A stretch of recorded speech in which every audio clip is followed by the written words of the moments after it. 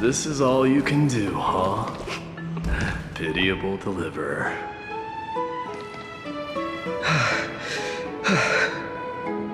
Snowy! Even Snowy! The culprit.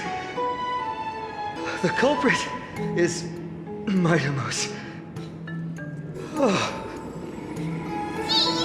What did you do to everybody?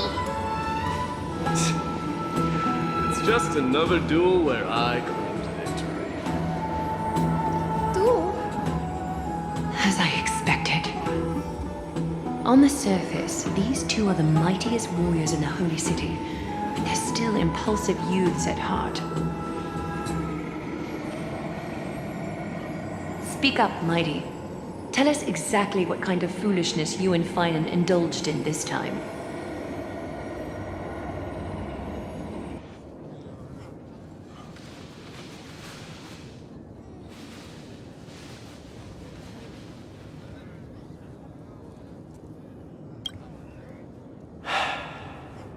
No, none of those sound right.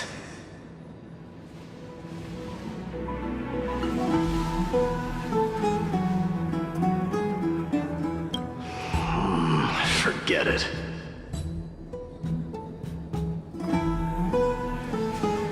Am I seeing things? Is the magnificent deliverer finally deigning to step outside?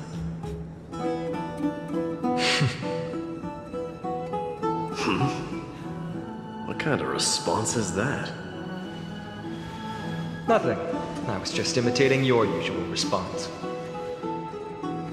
I don't feel anything special from you. Have you passed the demigod trial? The ritual hasn't reopened yet. In case you forgot, it hasn't been that long since I pulled you out of the trial. I didn't forget. Then, you're welcome. In twilight's last gleam, Makima stands bold. Her walls sturdy, tales untold. Dreaming of her fruitful gardens, pilgrims arrive from distant lands. Figs and olives, so grand. Yet little do they know that they will step into flames, fuel to the fire, a burning brand. What are you playing at this time?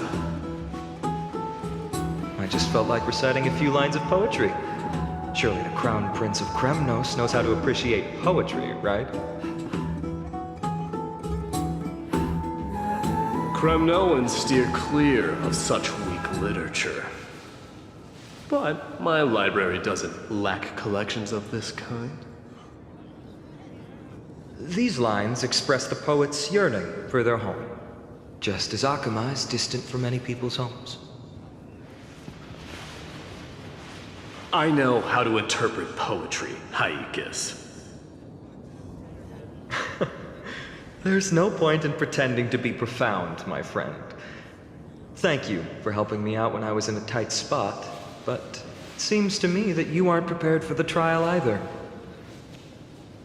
Don't compare your situation with mine. My people are still relying on me. I can't ascend to godhood on my own without first resolving their issues. So, are you suggesting that you, the mighty Mydei, and the heir to the throne of Kremnos, wish to defy tradition that has endured among your people for millennia?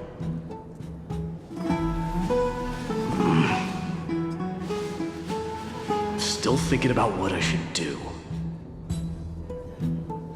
Never mind. It's probably not my place to offer you counsel. An idea does strike me, though.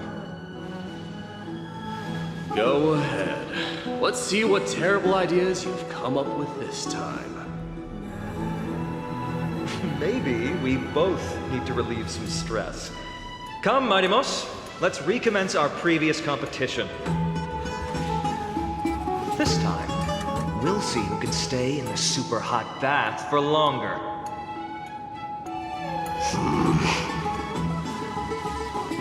What? Are you chickening out? The phrase chickening out does not exist in the Kremnoan language. I just find this situation absurd, that's all. All-knowing historian, are you not aware that we Kremnoans use boiling water from sword forging for our baths?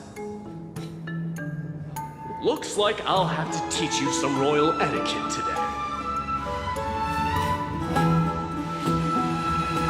And thus, an unprecedented Sauna battle commences! With unparalleled resolve, the two warriors' determination even alters the very hue of the steam. Flames intertwine with scalding vapor, reaching toward the heavens, shrouding the sky and the sun. The spectacle is so magnificent that none dare gaze upon it directly. Since we can't see what's happening in the competition, why don't I regale you with a tale of kings to pass the time?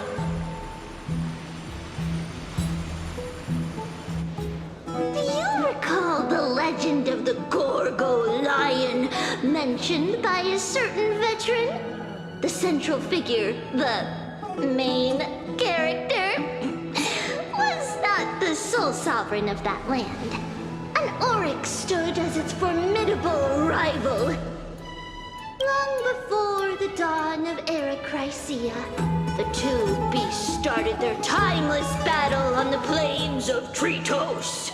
The lion regarded the oryx as its food, while the oryx perceived the lion as a scornful, oppressive, and challenging barrier that it swore to topple with its antlers. For tens of thousands of years, without respite, the two creatures thus continued their relentless pursuit and rivalry.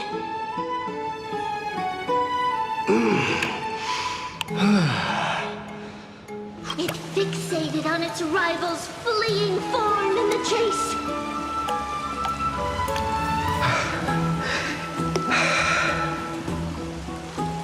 It set its sights on the other's neck, nearly within reach.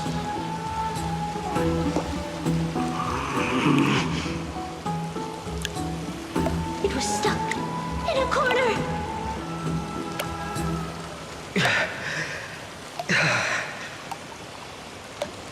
It had nowhere to escape.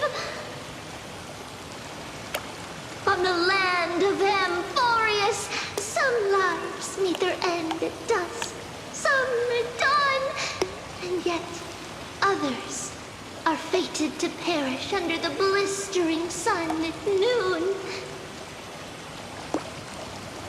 And at last, the most scorching moment of the day descended upon them.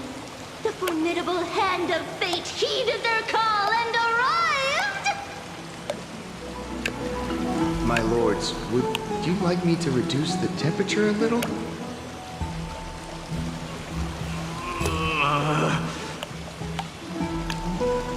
What?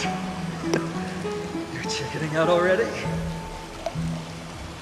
Get lost. Are you asking me to get lost, or...?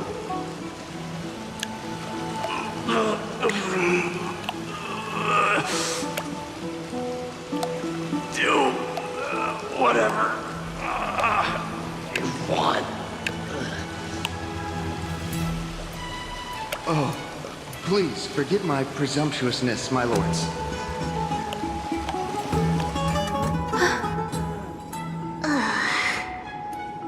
What a spectacle of folly. This is what you get for daring to challenge a Kremnoan without understanding your own place. What I'm saying is, your little game dragged down quite a few innocent souls alongside you. We will personally escort back home the customers left awestruck by our formidable presence. This isn't fair. You're all wearing way less than I am. Is this the latest trend now? Getting into the baths while dressed in full armor? challenged me, there is no word for flee in the Kremnoan language. Very well. Let us bring this farce to a close, shall we? Warriors, it is time to get moving.